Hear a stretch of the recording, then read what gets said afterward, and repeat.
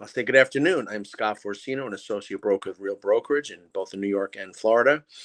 I founded PlugIntro so that real estate professionals and their contacts and colleagues can promote their business locally and offer their friends and other connections a chance to promote their business.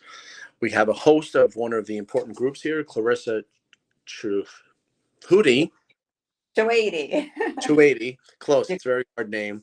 And she's a friend for a long time. I know she's a very experienced mortgage professional. She's with Green River Capital, both in New York and in Florida. And there's a lot to talk about.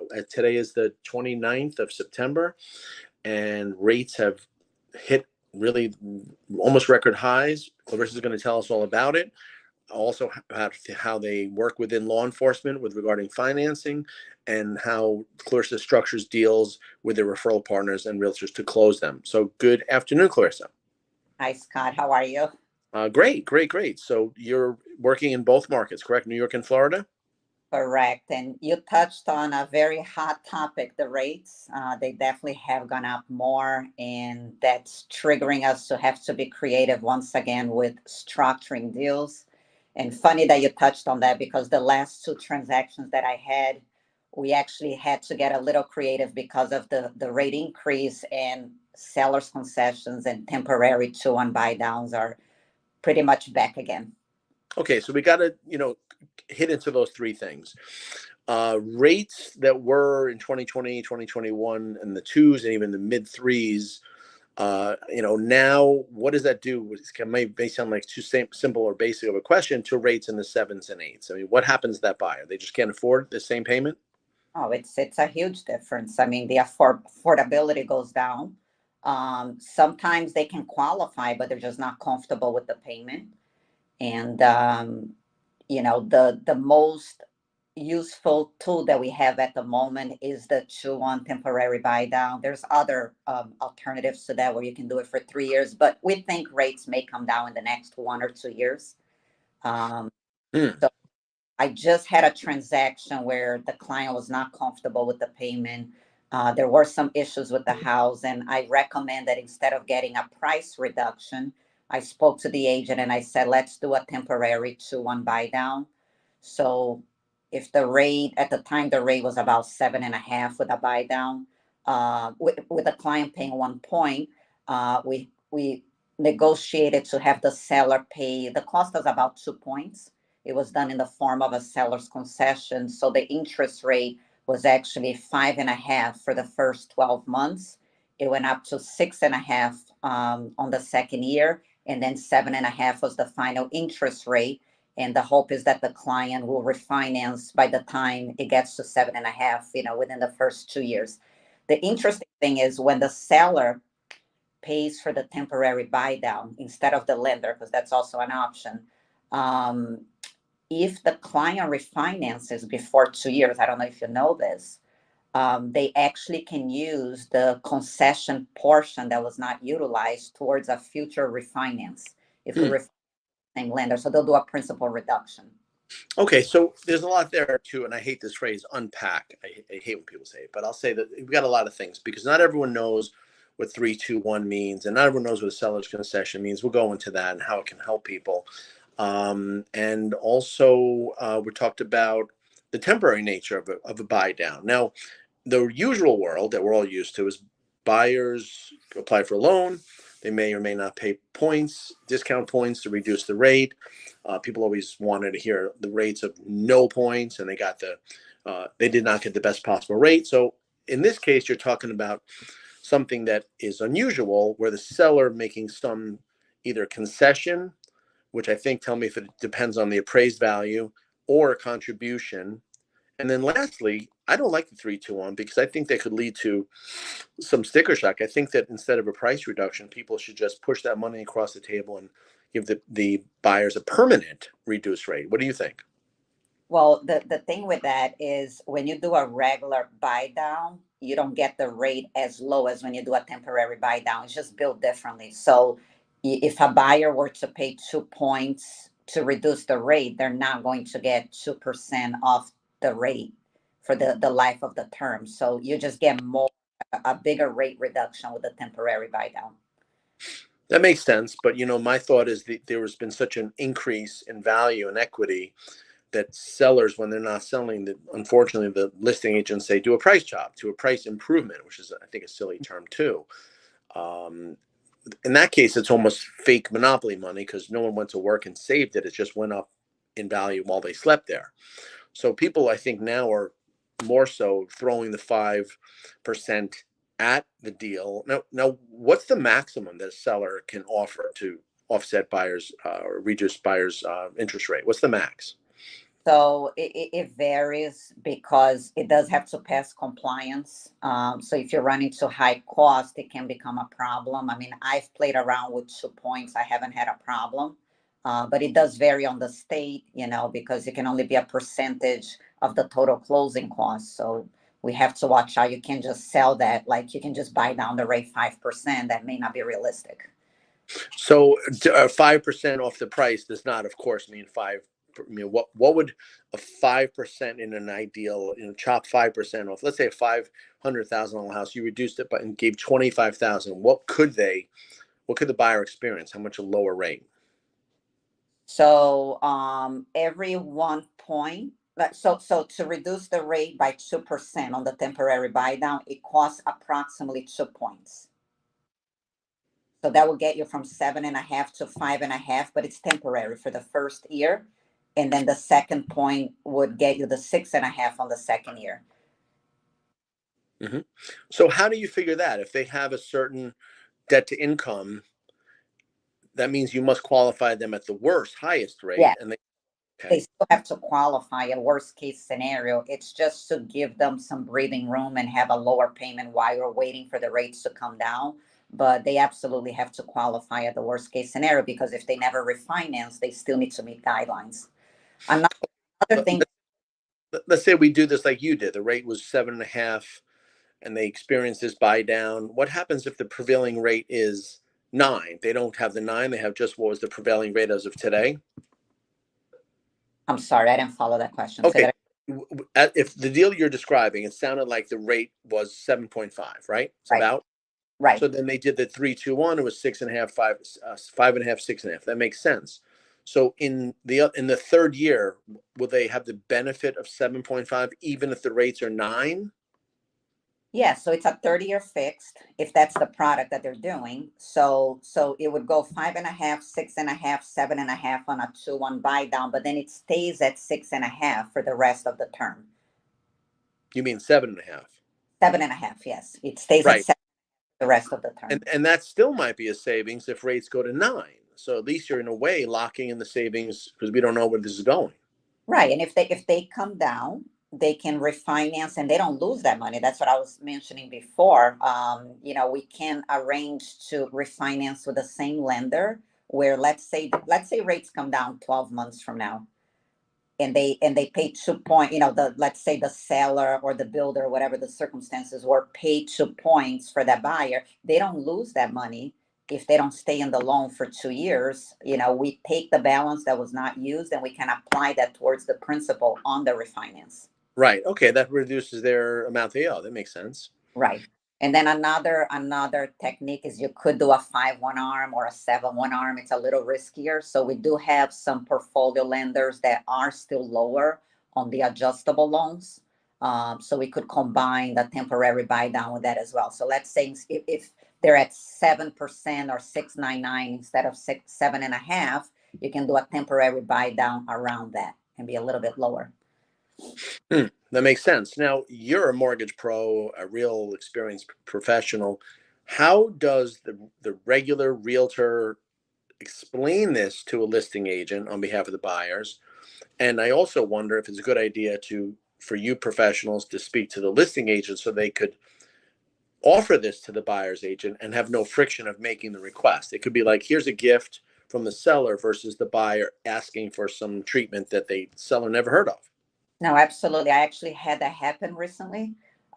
People are really inquiring a lot about the temporary buy down. So I have a realtor who has a listing from a builder, and the builder he asked for some advice. How could he market the property to make it more appealing? So I recommended the temporary buy down, and we were discussing how to promote that as part of the listing.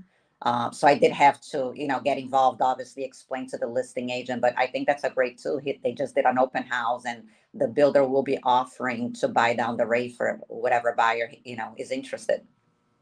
That's a good idea. So one thing I learned here is that the permanent buy down closing cost contribution gets you less of a reduction in the rate than the 3-2-1. I did not know that. That's what I was for. Yes, people think they can just buy down on their own. It's not the same impact on the rate. So it does, the best deal that you get. Also, when the seller pays is the best deal, there is an option where the lender can also give you a concession to buy down the rate, but the final rate is a little bit higher than market rate. That makes sense. But why do you think it is? I'm just curious. Why do you think it is that the money pushed across the table by the seller is not as good as 3-2-1? Why do you think that is? I don't. The lender has to make a certain yield spread, right, on the loan. If they're paying for that, they're limited on how much they can pay. There still has to be a profit for the lender, so they don't have unlimited funds versus. No, I mean to say from the seller side, if the seller is going to pay them where the buyer doesn't for the discount points, the seller's contribution from their closing costs just off the top seems like it's less than. That's if. correct. Why do you think that is? I'm trying to think. Don't know why. That's just how they set up the temporary buy down. It's really more geared towards, being a seller's contribution. Probably because the cost is, it adds up. If a borrower is paying their regular closing costs and then they're going to pay another 2 points, that gets to be a lot, versus the seller is making a contribution from the net proceeds. It's more manageable in this market. Well, I'm trying to think. Maybe they'll give you this kind of a teaser rate, like the old days it was a teaser rate. Maybe the 3-2-1 is being regarded by the bank as a teaser, and they're happy that the 27 or 28 years will be at the higher number. Maybe that's why. I don't know. Interesting. So what are your efforts to explain this to agents that this is a good approach? I mean, do you have seminars? Do you reach them personally? I'm talking to them personally on each transaction, and anytime the client is debating, making an offer or not because of rates, that's when we're having that discussion. I just had a transaction in Florida where the client, so in Florida, you sign the contract first, unlike New York, and then you do the inspection. So in the middle of the loan process, there were some issues with the house. And I proposed, instead of asking for a price reduction, I spoke to the agent and the client who had already inquired about the temporary buy down. That would be a good opportunity if you want to still purchase the house to renegotiate with the seller, but ask for a temporary buy down since you're not comfortable anyway with the payment instead of a price reduction. So at least we can give you a little breathing room the first couple of years of the loan. So it's been coming up a lot. I have to say almost the last few deals that I worked on, either there was a conversation about a temporary buy down, the listing and open house property I mentioned to you, and also I did a VA loan in Florida, and we had to structure with a seller's concession. But VA has a lot of flexibility.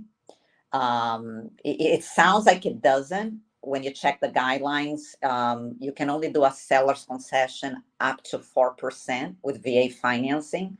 However, you can work around that because in addition to the 4%, the seller is allowed to pay for any loan related fees. So what we do is we allocate the 4% to the prepaid items, and then they can still do seller paid for all the other fees pretty much. They can pay for the buy down of the interest rate. So you could end up having a 7-8% seller's concession by working around it. So I ended up doing that.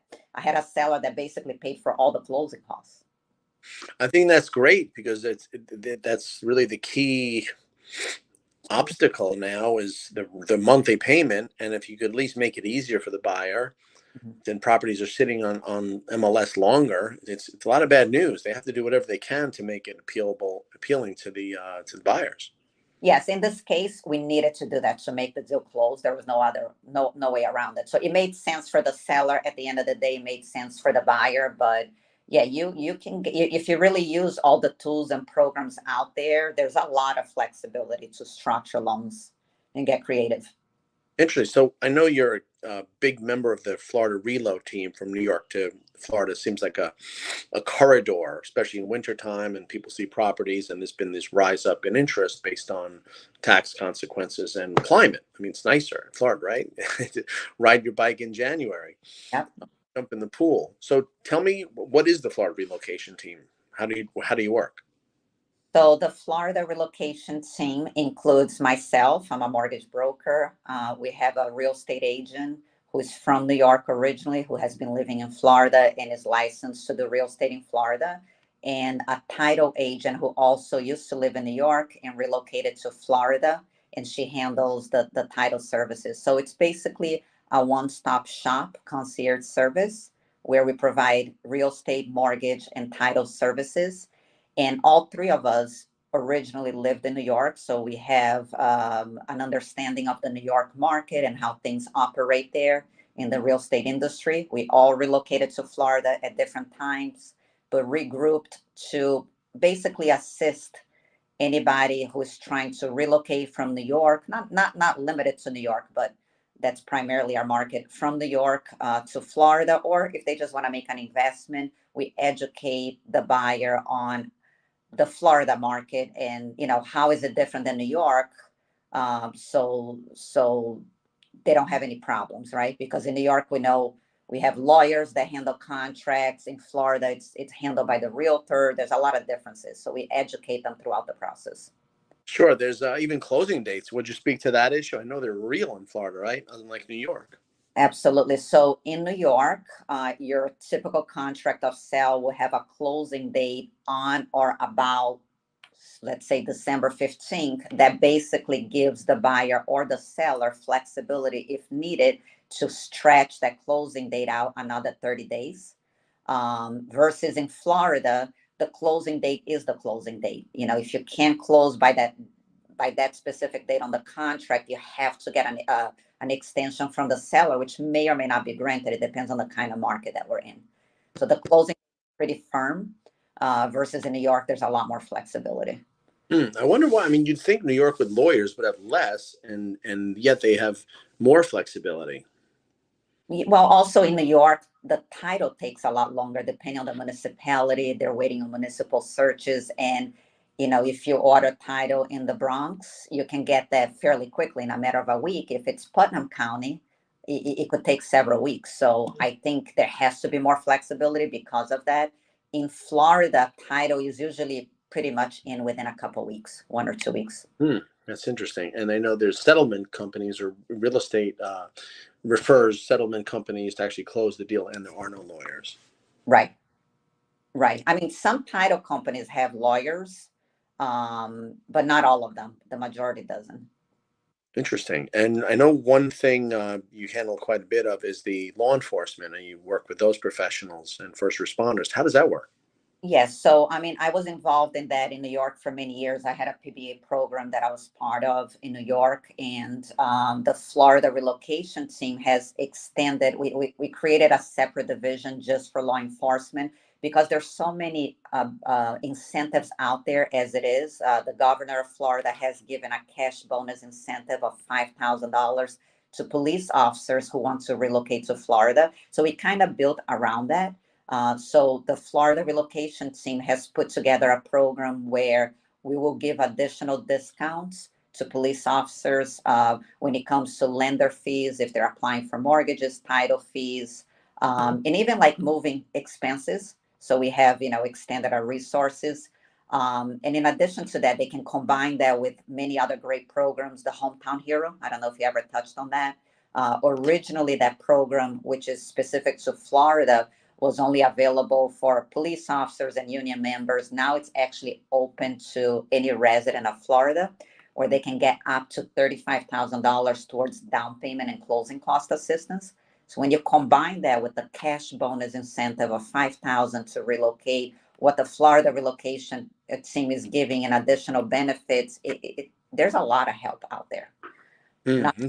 And through VA financing, they can do 100% financing if they need to, and even FHA depending on income limits. Yeah, I mean, those professionals need this kind of incentive because the great work they do for all of us. Absolutely. I mean, they did run out of funds recently. That has happened before. This time, I don't think they're going to replenish until 2024. But we do have alternative products. Like I said, FHA, VA, we can still do 100% financing and provide all the other incentives. Hmm.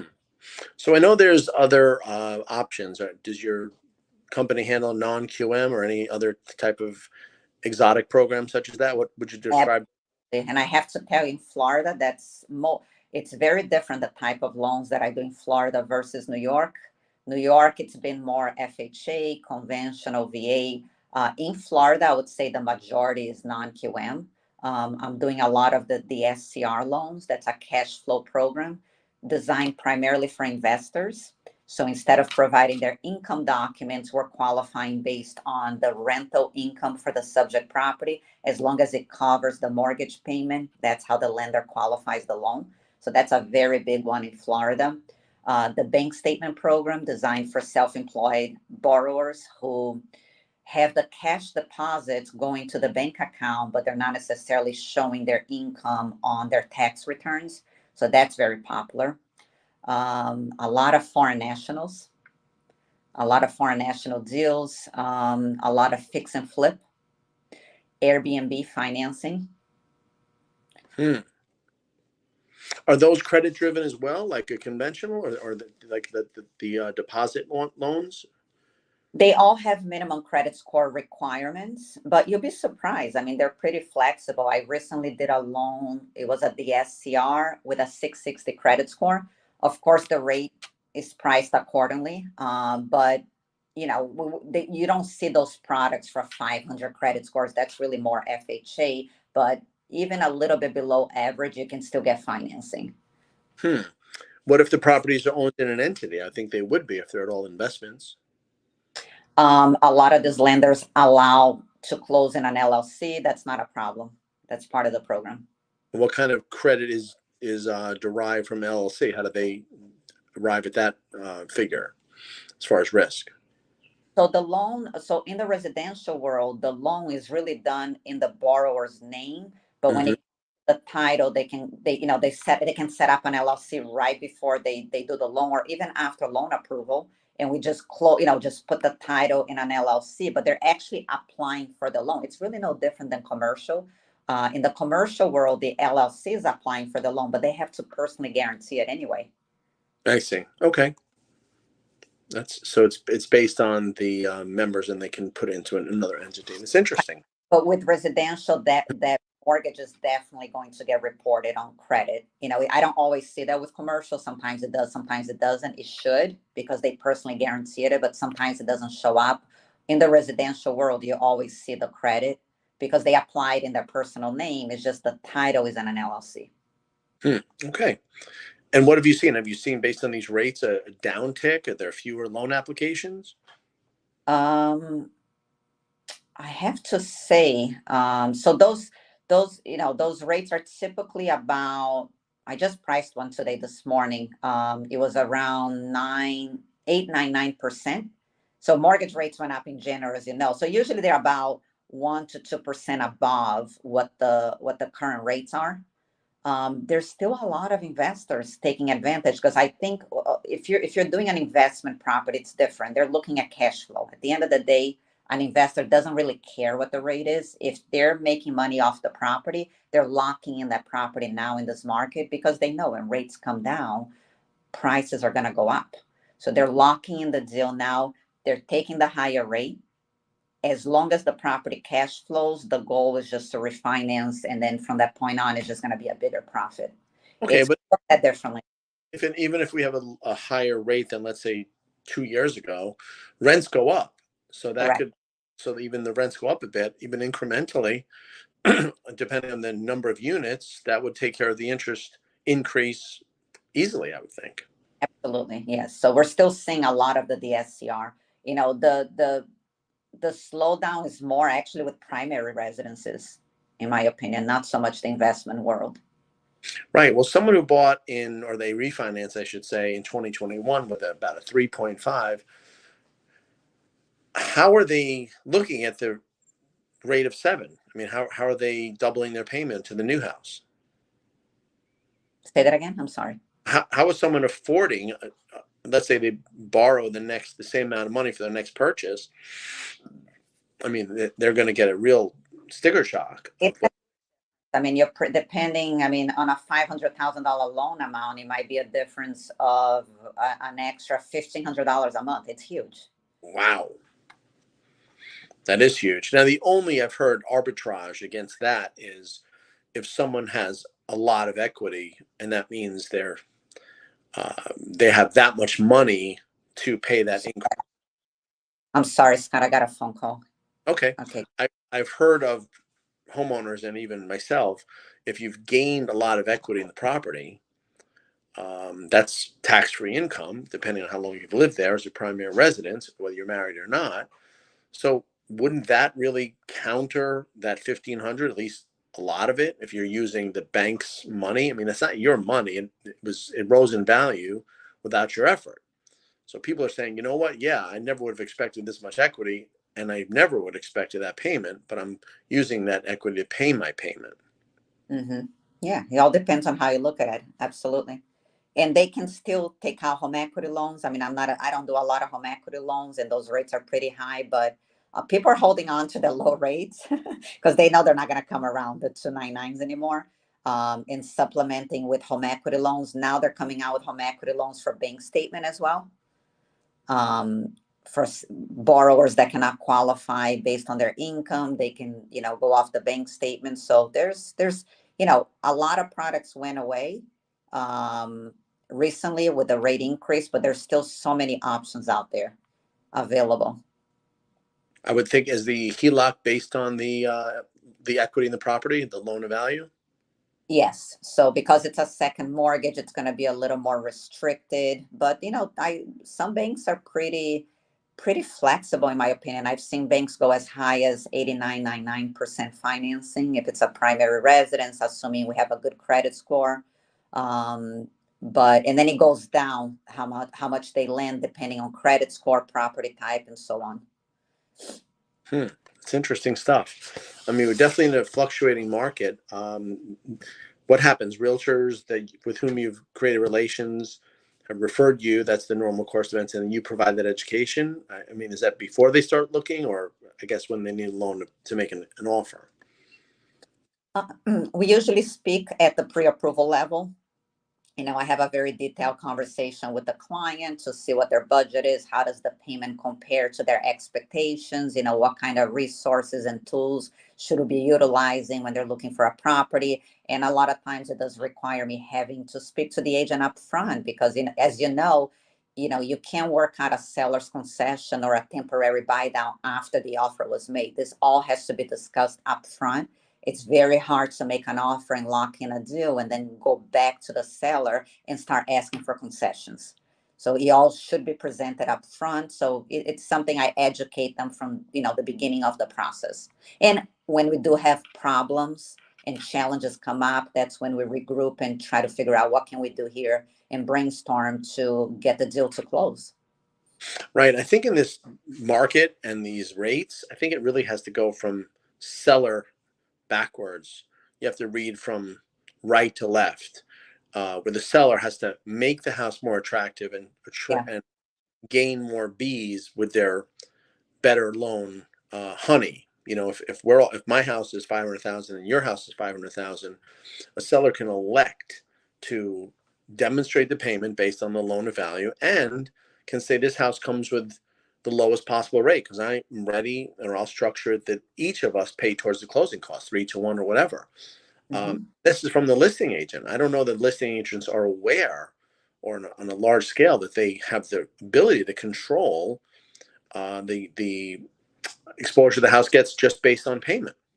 No, I think you're right. I think it should definitely be worked out backwards, and it's really a matter of educating them and making sure the realtors are aware of all the resources available. Absolutely. Interesting. And if you're not doing that, you're just competing against the ordinary others. I think in this market, you have to have something that really stands out. And also, I mean, you talk about backwards.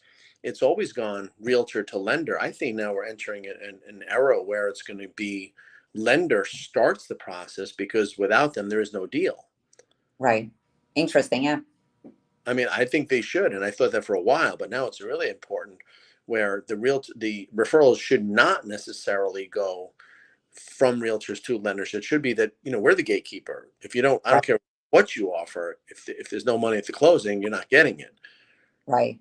I'm a big proponent of the lender demonstrating that they are the way to access a transaction. No, I like that idea. No, I agree with you. Absolutely.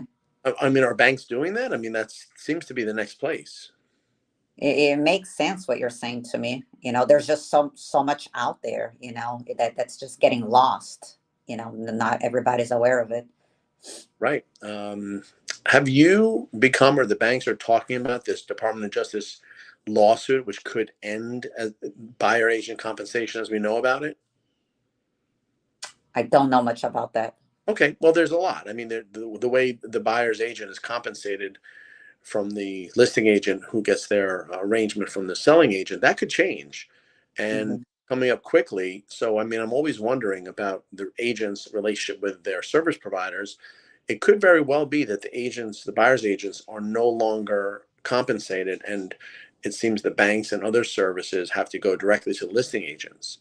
So what we're describing, this collaborative strategy, I think has really, really come to the forefront pretty soon. Yeah, they'll definitely change the dynamic of things. Absolutely. If that were to happen. Yeah, and that's what's a lot of concern. Well, I understand the Fed is saying that we're talking about these rates through 2024. I believe 1 to 2 years is what we're looking at. Wow. Yeah, usually quoting rates, proposing if the client is doing a buy down of at least 1 point, because I don't see the rates coming down that quickly.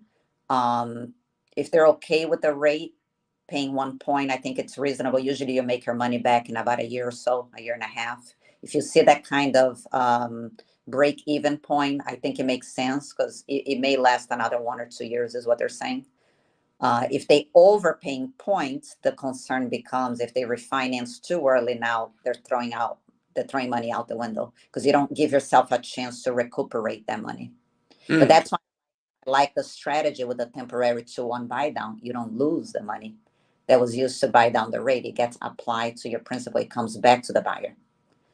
and how much would that be? We're not talking a lot of money. We're talking a few percent.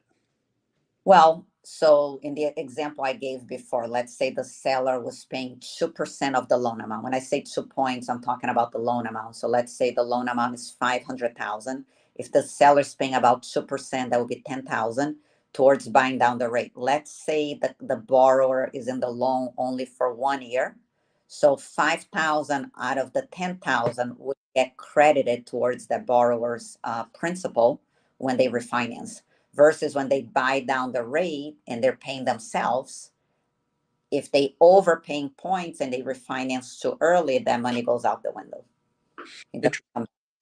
And when we talk about refinances, we're talking about two different breeds. The Florida refinance is straight, and the New York oftentimes uses a consolidation, which Yeah. means lawyers and documents and more of a delay and even some mortgage tax. You want to touch on that at all? The different species of these type of refinances? Yes. So in Florida, there is no mortgage tax that the buyer pays. The closing costs are a lot lower. So when you refinance, it's very straightforward, as you pointed out. Versus in New York, when the buyer pays a mortgage tax, which is a percentage of the loan amount, and it can vary anywhere between 0.8, almost 1%, let's say, to 2.25%. So on a big loan size, that's a big difference. If we're talking 500,000, they could be paying $12,000 in mortgage tax. Right, So and that's in New York City, of course. that's in New York City. Yeah, the five boroughs like the Bronx, Brooklyn, Queens. As you go more north, it starts going down. But then there's exceptions. Yonkers is 1.7%. Right, that's an addition. That's additional to the mortgage Yeah. tax. No. That's not. That's in total. Oh, that's So in like, total. That's on your yeah, train. Okay, so we're talking about a lot of money, and I've experienced many of these as a bank attorney. You are waiting for documents to be retrieved, and you're waiting for lawyers. It's not quick. Sometimes it could take a few, and it's a little bit tough. right. So when you refinance, you have to pay that mortgage tax again, unless you do a consolidation, as you pointed out. And that process does vary depending who the lender is that's holding the existing mortgage. Best case scenario, I have seen some banks be pretty streamlined where they can get it done in 2 to 3 weeks. But normally you're looking at anywhere between 4 to 8 weeks. But it doesn't Right. stop. And then you're dealing with rate locks, and people may pay for them, and that's it's kind of complicated. I see a lot of social media posts where just refi, and it's not that case in New York. Right, not in New York. So the buyer has to make a decision. If they're really rate conscious and they want to lock the rate and close, they might have to just eat that mortgage tax, which could be financed into the loan. Otherwise, they may have to ride the market. And sometimes you can't lock your rate for 3, 4 months. It could take that long, depending on the lender, because once the paperwork comes in that you're talking about, the lawyers have to revise. Sometimes there's revisions required. Sometimes paperwork is lost. They have to do a lost affidavit. So, 8 weeks could turn into like 4 months, Sure. before you know it. So the rate is no longer protected at that I've point. seen, even with regard to, I mean, a New York specific thing like co-ops, that the original stock certificates have to be retrieved. So now there's really no control of when the closing date is in New York regarding a cooperative apartment. Absolutely. I'm doing one now and we're almost clear to close. And we're just trying to find out what's the status of the stock and lease because that gets handled by the seller's attorney. And I've seen them order it early on in the transaction, but sometimes they wait until board approval because I mean, they, and that kind of makes sense. Why are we going to do this until there's approval? right, why put in all the time and energy until the client is board approved? But what happens is sometimes you can't get the stock and lease for another 6 weeks. So you Right. could be that transaction for 2 months, 3 months waiting for board approval, and now you have to wait another 6 weeks for the stock and lease. And as you probably may have experienced already, sometimes that gets lost too. And then it's a whole other thing. You have to do a lost affidavit and then it extends another month. So a 2 month closing could turn into, 6 months in a bad scenario when things go south. Yeah, they don't realize it's really a three-step process. First, you have to find the place, then they get into the contract, then the board approval, while you're dealing with the mortgage, and then I mean, that's I've seen 6 lawyers that are co-op closing, and it's for everybody. It's Right. really Just try to coordinate that closing with the building's lawyer, the bank attorney, the seller's attorney, the buyer's attorney. the It bank goes is. on. Yep. It's, when you tell people across the country these things, and they say, "What are you talking?" They've never seen a lawyer, but a co-op has 6 lawyers. Yes. They Yes. send a Yeah. lawyer with the documents, Yeah. rip them up or sign them off. Yeah, boy, that's New York's a different place for sure. Agreed. That's why it's so important for us, the Florida relocation team, to educate the buyers because they're coming from a different world. And when they get to Florida, it's a lot easier in Florida in a way, but there's a lot less, protection and monitoring. There's nobody looking over the contract as far as the mortgage contingency. They have to be more aware of what they're signing. It's on the realtor. I mean, the realtor does many of the deals. They get the closing statement, they do the adjustments.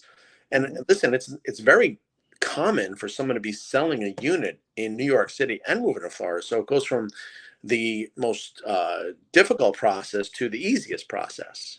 hmm And I'm beginning to hear that some of the New York folks purchasing in Florida are beginning to look for lawyers now because they want that babysitting. I know that. I know they want. And you obviously you can have your own lawyer to do anything, to go to shopping, to go to the supermarket with you if you want. Right. But and I've heard someone say, "Who's that person?" "It's my lawyer." "What? Who's that?" And they are now trying to New York the closings, and of Right. course, it's more complicated. But listen, that's comes with it. Well, if you think about it, if they're purchasing a condo in Florida, who is looking over the financials? I mean, as some lenders may have a streamlined condo review where they may not need to look at the financials versus in New York, when you have a lawyer, they're doing that due diligence for the buyer. Sure. So it could become scary for a buyer not having any hand holding going from one market to the other. Yeah, it's interesting. And then even the chain of title, it's complicated. But that's why the Florida relocation team is here to educate, and you have all your bases covered. I mean, you have it all between title and realtor and financing. That's very, very comprehensive, and I know you have a great deal of success. And we also network with local professionals, both in New York and Florida, as you know. So if somebody's moving, from New York to Florida and they need a divorce lawyer, an accountant, whatever it is, financial planning, we can help with those referrals as well.